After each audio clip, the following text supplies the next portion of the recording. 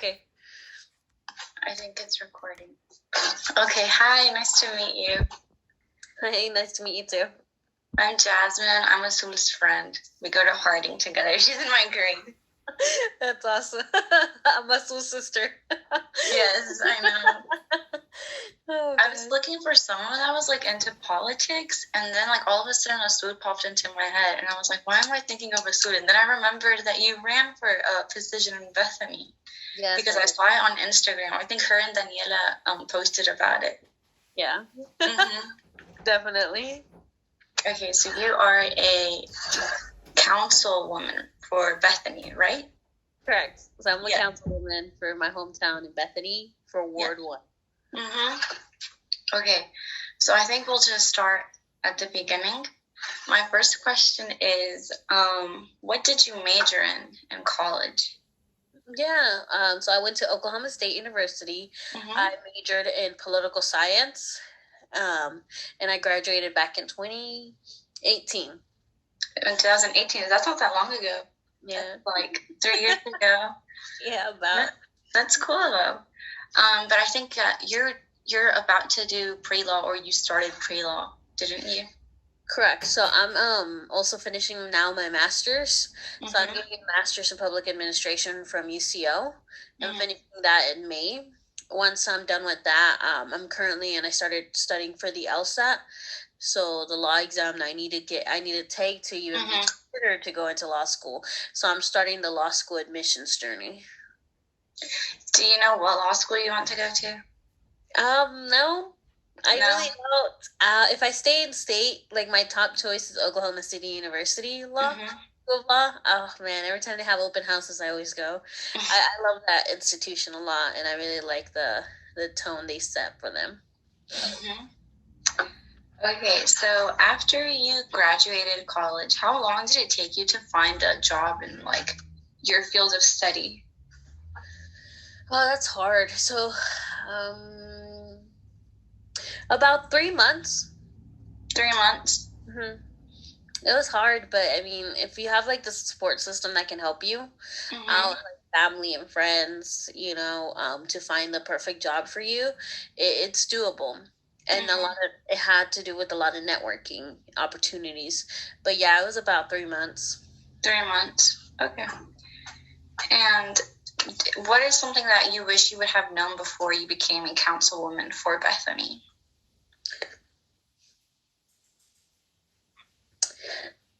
Made my excuse me. Okay.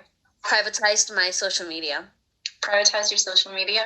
Heck yeah, because throughout the campaign, people were on my social media screenshotting stuff, a lot of private stuff, and that I did not appreciate. And I came to a realization that I need to have my social media completely private, my Facebook name changed, everything I can to have a little bit of privacy.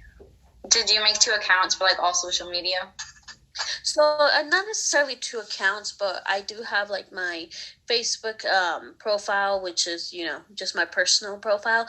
And then I have my Councilwoman Amanda Sandoval Facebook page. So I have a Facebook page and a Facebook profile.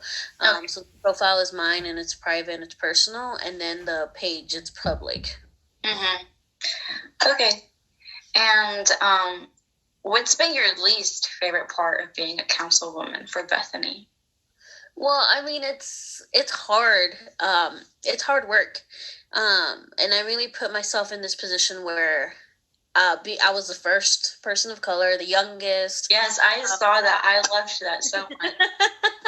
Right? It's exciting, right? I was like the fourth woman to be on council for the city of Bethany. And that kind of comes with this price, right? Because people that are breaking glass ceilings end up getting some scars along the way, is what I like to say.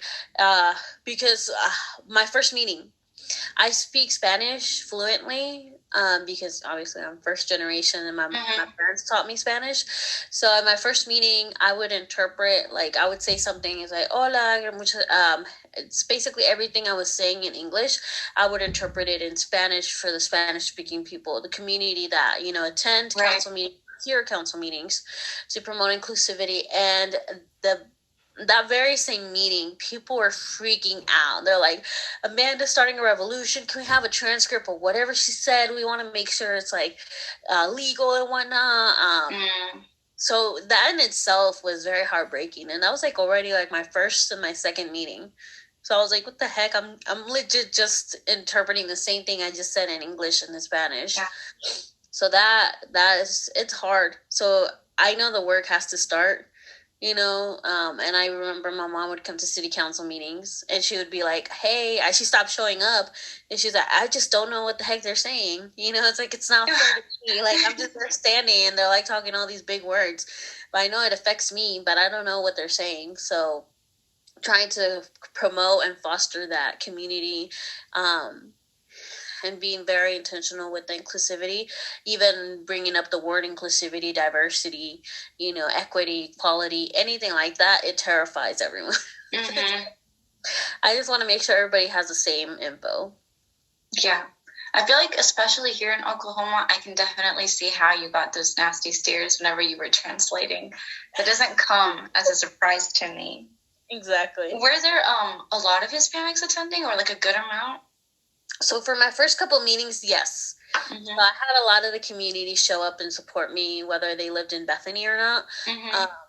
Whenever I won, I was really diligently like calling people, knocking doors. So I had already built my community of people that were supporting me in Bethany. So once I won, I sent them all, thank you for voting for me and supporting me. Here's like the meeting times and dates. Please feel welcome to show up.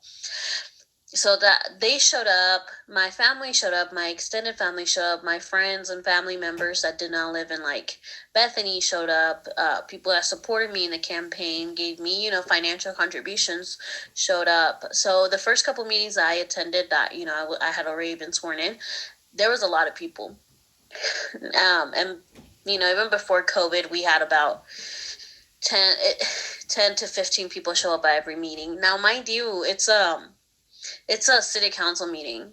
Local politics are not everyone's favorites. Right. Because it's not a priority because, I think it just doesn't get too much advertisement. Correct. And it's not as exciting as like, I guess raising taxes, right?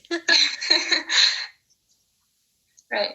Was campaigning really stressful for you? Oh, yeah. Was it the most stressful part, would you say? Yeah. Hands down.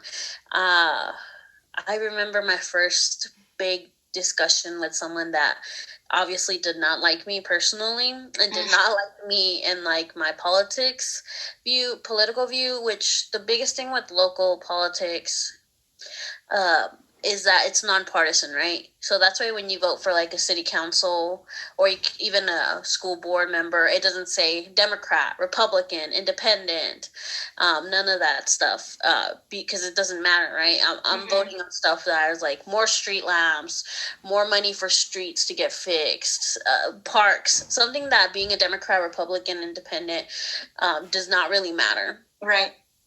So whenever I got into a discussion with someone that was from the different party of mine, it would be hard because it's like, well, I don't understand. Well, I do not agree with your views, so I'm not going to vote for you. And I'm like, okay, well, I understand that. It's like, I will say this is a partisan, race. Therefore, my views, being a Democrat or a Republican, do not really matter or will not really affect the city. I'm just trying to better the city, promote more community engagement, more transparency. It's like, and that has nothing to do with being a Democrat or a Republican. So my campaign was very hard in that sense. And whenever I won my campaign, I was 24. So for you, it's probably, she's old. But no, at 24, at 24, I was extremely young. Yeah, that is really young. I was very naive. I really didn't know what I got myself into. And right now, I tell everybody, Zoom doesn't really compliment me too much, but I still look very young, know? Extremely, even next to Azul. Azul looks older than me because yes, she wears makeup and stuff. I really don't. I would get those kind of mean, unnecessary comments or like, hey, it's like, are you even allowed to vote? Are you even allowed to vote? Like, why aren't you home with your husband? Why aren't you cooking food for your husband? Why aren't you taking care of your kids? Those type of like very sexist and discriminatory comments I would get on a regular basis, right? So heck yeah, the campaign took a toll on me, like a horrible toll on me. That it took me like weeks to recuperate emotionally from that. I can say that. I feel like me personally, even though I'm into politics, I don't think I could ever run for something because I don't think I could just manage the stress from the campaign. I would just be like a nervous wreck. You can though. You definitely can. Like you're so young, you're so full of life. We need the new generation to start running for office. Because these older people should not be making decisions for us anymore. They do not reflect our needs anymore. They do not reflect or represent us, you know. Yeah, right. Okay, so with that being said, what has been your favorite part of being a councilwoman for Bethany?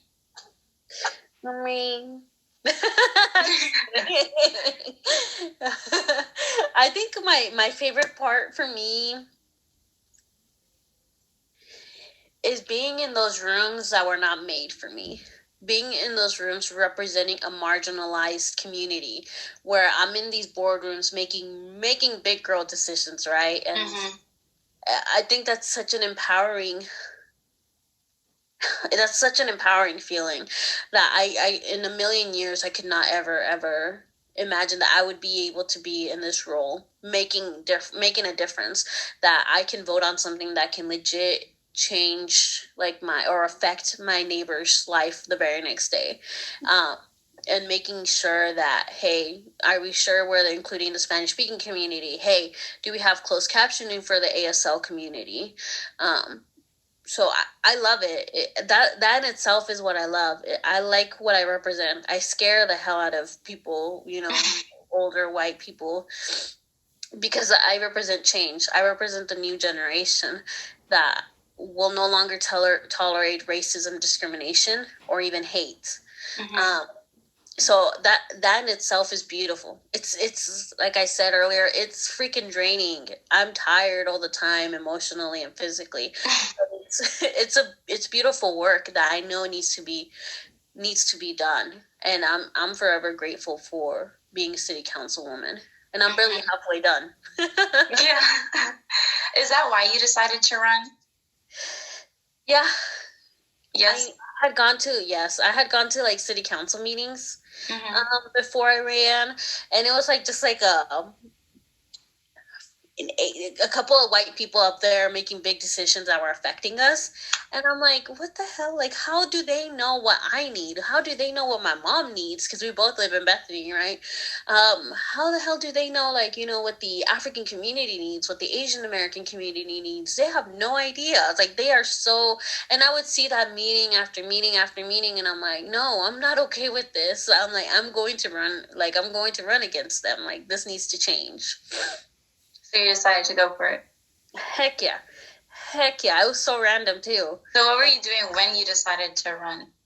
I had gone to like the county election board, and I saw, and they have listed there the people that are signed up, and I saw one other name, and I'm like, I don't really think this person would be the best representation, or I would want them to be representing me on city council. And then I put on my Facebook, which I'm very, very outspoken on my Facebook. I legit put, if someone sponsors or gives me money for my filing fee, which is $40, I believe, $40 right now, I will file and I will run for city council.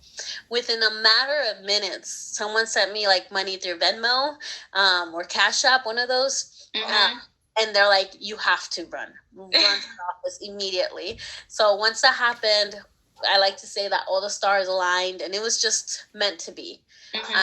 I'm going to do this, and I'm going to do this now. And it was an amazing feeling. I was terrified. The week afterwards, I had to basically bring a campaign from the ground up. Like, okay, let's see what we're going to do now.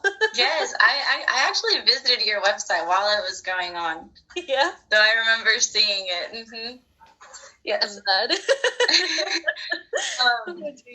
So how many, I feel like this isn't going to have a concrete answer, but like how many hours a day or a week do you feel like you're doing something that involves being in the council of Bethany?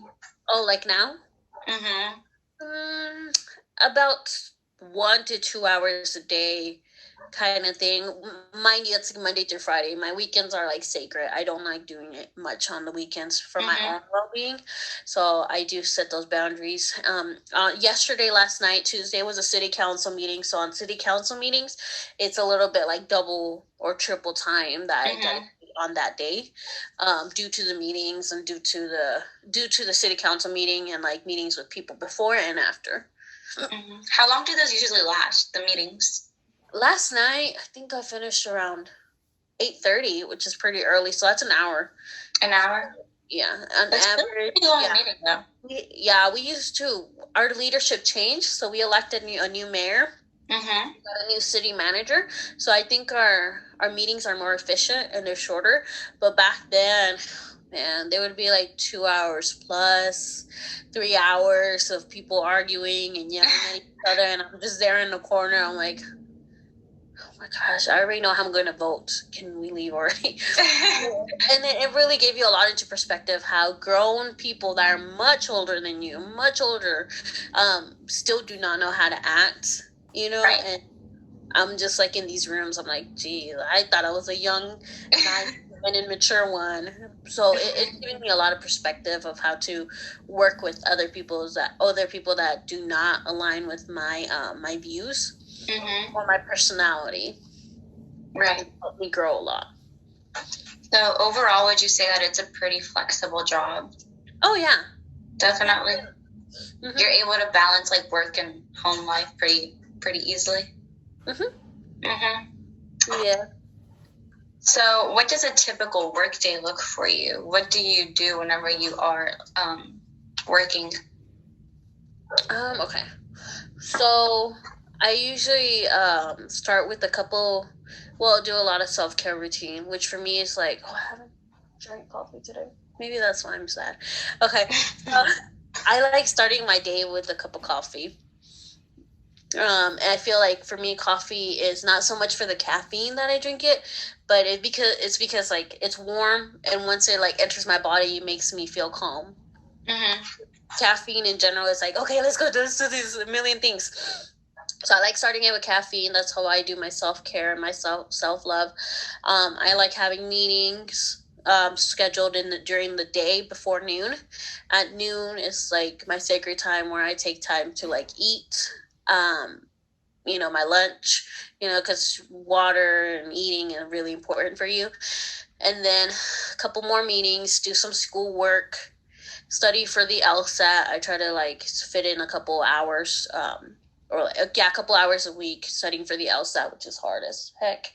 And then usually have late evening meetings if necessary. For example, like yesterday, I had a city council meeting. City council meetings are draining, very draining, because you deal with a lot of people's personalities and constituents coming to complain to you. So I really have to do a lot of self-care the next day. So today, for example, I created a book club. So I have, we're reading, and I'm reading it right now, Becoming. And reading for me, it's extremely therapeutic, right? It's like my coffee too. So it makes me feel good. So I usually have my book club. I drink wine with I'm over 21, just in case you were wondering. I drink wine with like my friends virtually, all because of COVID. And that's what I do. So yeah, so like I said, city council takes a toll on me. So the next day I make sure I prioritize my self-care and my well-being. So my days can vary. So it's really hard for me to tell you this and this and this and this happens every day, because I've never liked having a routine. Having a routine really, really bores me and loses my interest. So I like adding like random stuff throughout the week, stuff that interests me too. That's good. I feel like that was probably going to be the answer, because I feel like you have to do a little bit of everything each day.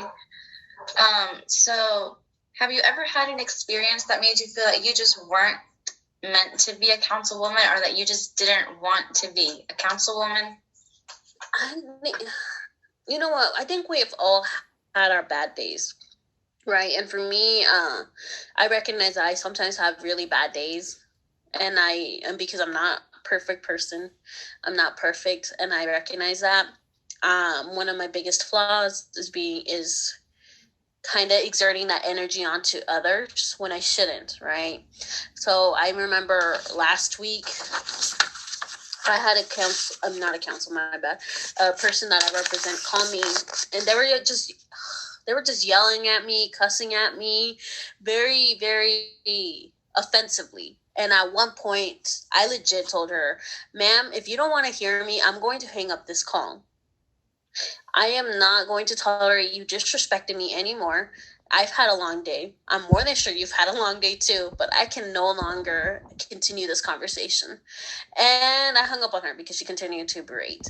So I know she put a complaint on me, but like then they can't remove me from office.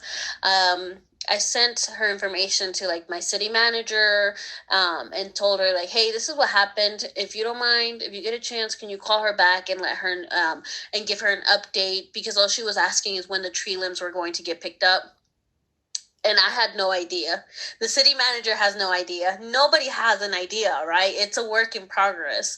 So it's like she did not like the answer, and I understood that.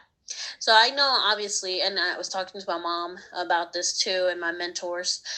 I could have responded much better. I know I could have, and I should have been more empathetic, and I should have been more active listening. But that day, I was extremely drained. I had like bad news. I was, breaking on my breaking point.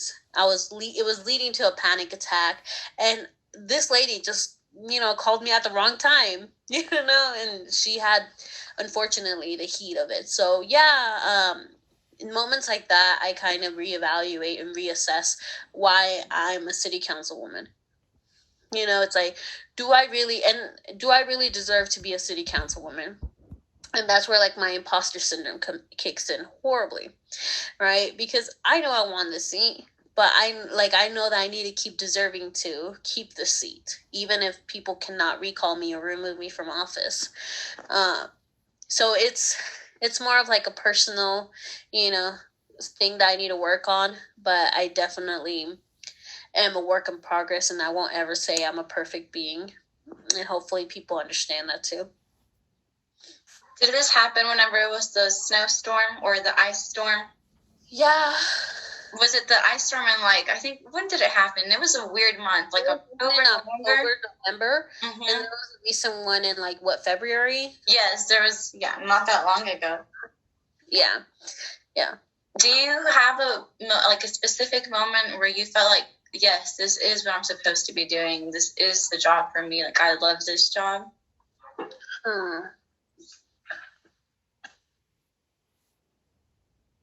I think that's hard because, I have various, excuse me, some moments where I have that, but the truth is that this job is draining. It's hard. It's going to make you realize whether you want to be a public servant the rest of your life or not. And I will say, I don't personally think I would run again for this position. And people are asking me like crazy about it still, and I'm still not 100% sure. But I do believe that I have 2 years left, and I already feel like it's run its course, where I feel like I've enacted as much change as possible, at least in the next 10 years, and I guess in my generation. So I do believe it's hard to say it's like, oh, a good moment, but I will say every city council meeting, once it ends, I was like, whew, I made some really tough decisions, but these decisions had to be made.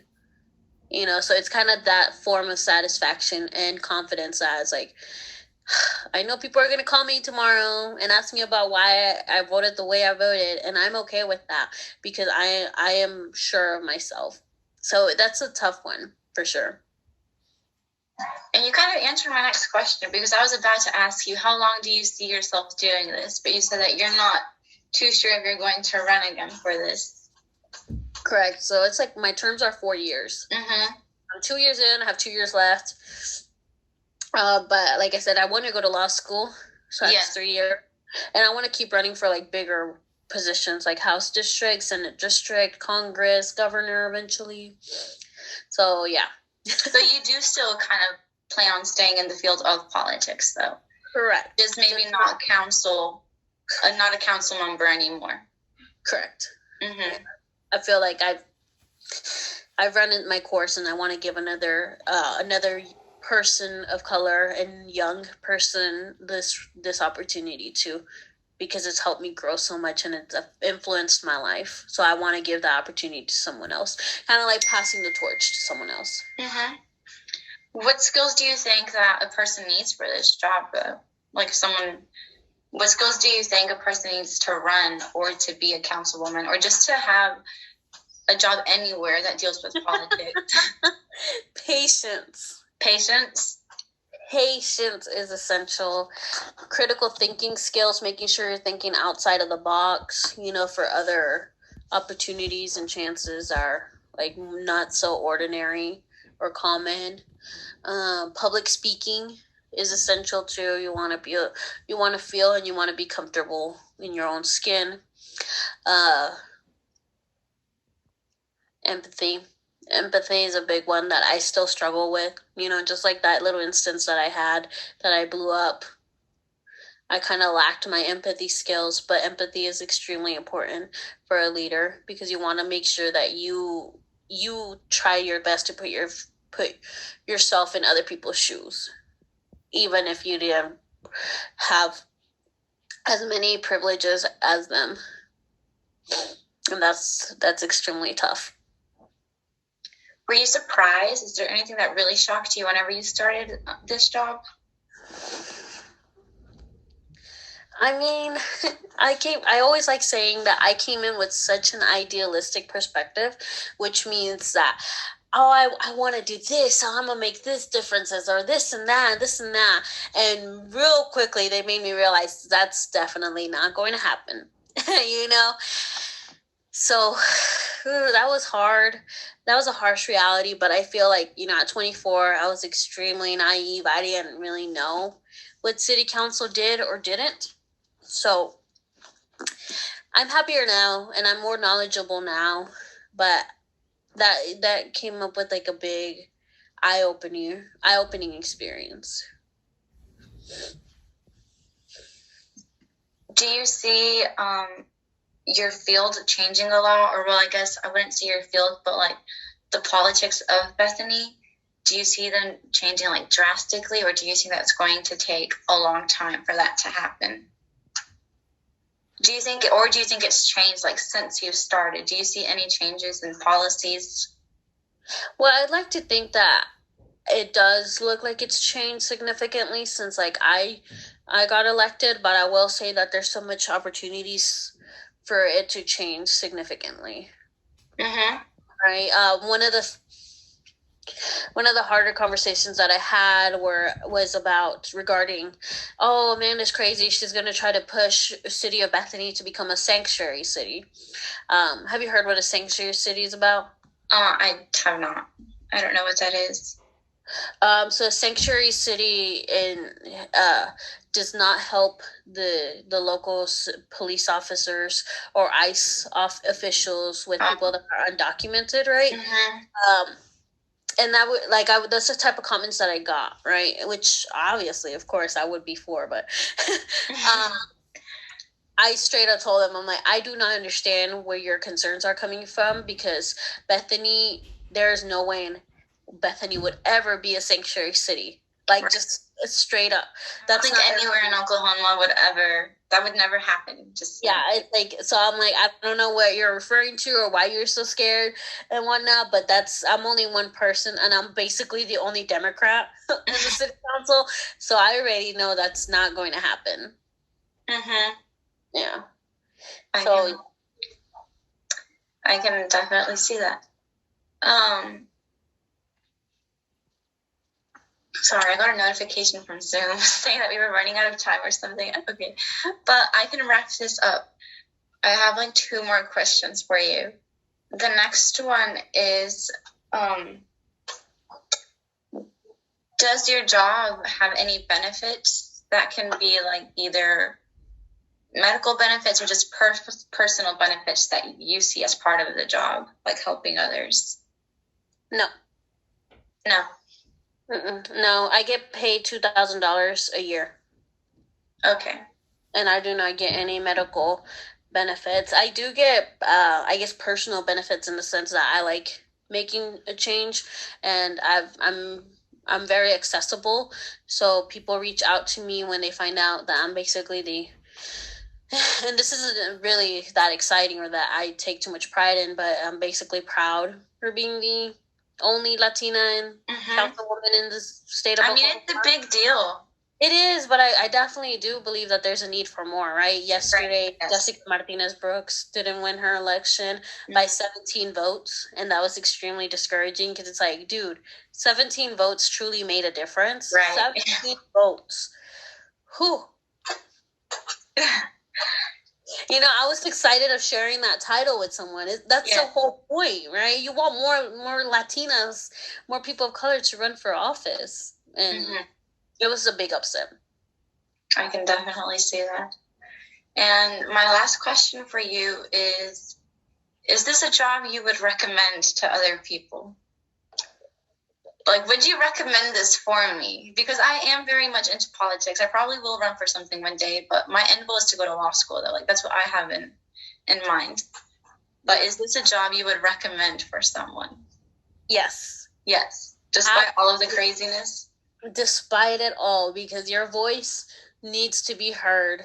Your perspective needs to be heard. There's such a lack of representation or any type of equal or equity representation for marginalized community, and we need more people of color to run for office. Yes. Hands down. Okay. Well, thank you so much, Amanda, for accepting this interview. And a big thank you to Asuli too. I really enjoyed talking to you. And I hope I can talk to you again soon. And I'll be keeping an eye on your politics. Yes, please do. Hopefully when I run again you can vote for me by then. I should be able to. I just have a really late birthday. It's not till July. So I'm still 17. Yes. Unfortunately. But I will. If you decide to run again. Yeah. I appreciate that. Thank you so much. Thank you, Jasmine. It was nice meeting you finally. You too. Have a good day. Yeah.